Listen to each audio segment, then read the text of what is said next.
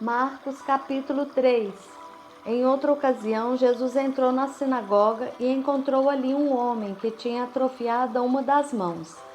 Alguns dos fariseus estavam procurando uma razão para acusar Jesus.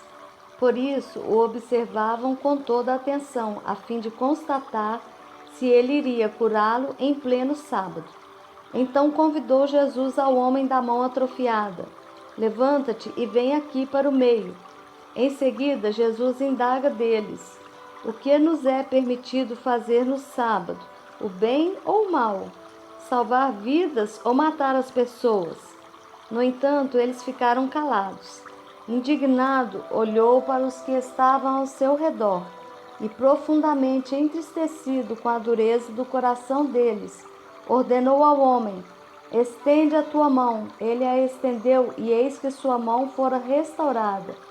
Diante disso, retiraram-se os fariseus e iniciaram, em acordo com os herodianos, uma conspiração contra Jesus e tramavam um meio de condená-lo à morte.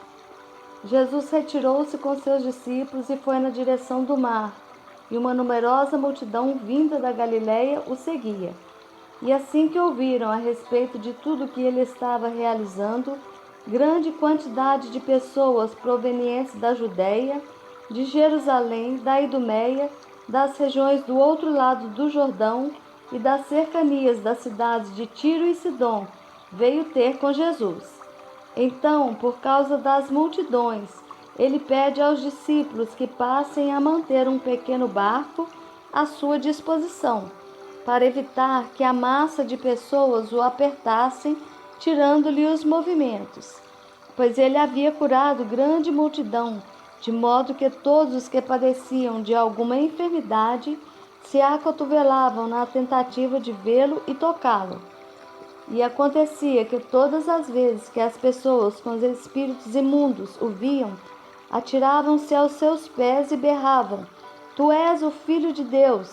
Todavia Jesus repreendia tais espíritos severamente, ordenando que não revelassem quem era ele. Jesus subiu a um monte e convocou para si aqueles a quem ele queria, e eles foram para junto dele. E escolheu 12, qualificando-os como apóstolos, para que convivessem com ele e os pudesse enviar a proclamar, e tivessem autoridade para expulsar demônios. Ele constituiu, pois, os 12: Simão, a quem atribuiu o nome de Pedro, Tiago, filho de Zebedeu, e João, seu irmão, aos quais deu o nome de Boanerges, que quer dizer filhos do trovão, e depois André, Filipe, Bartolomeu, Mateus, Tomé, Tiago, filho de Alfeu, Tadeu, Simão, o Zelote, e Judas Iscariotes, que o traiu. Foi então Jesus para casa, e uma vez mais grande multidão se apinhou, de tal maneira que ele e os seus discípulos não conseguiam nem ao menos comer pão. Quando os familiares de Jesus tomaram conhecimento do que estava acontecendo, partiram para forçá-lo a voltar, pois comentavam: ele perdeu o juízo.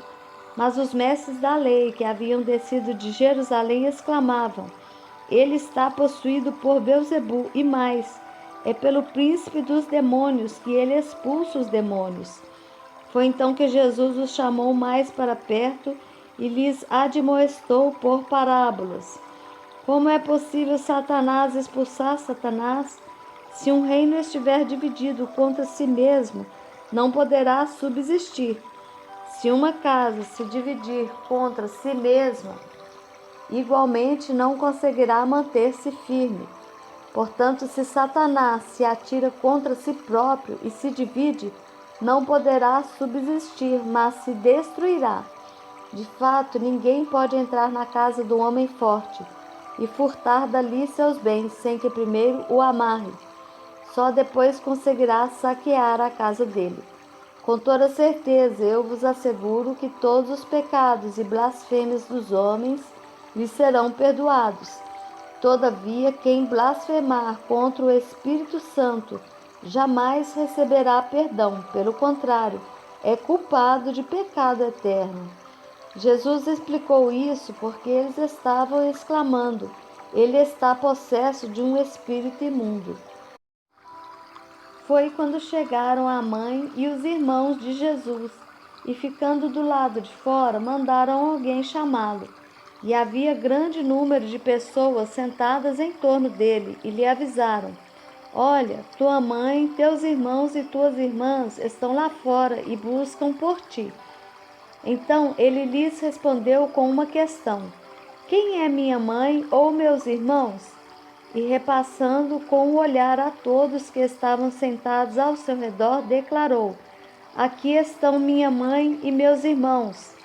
Pois qualquer pessoa que fizer a vontade de Deus, esse é meu irmão, irmã e mãe.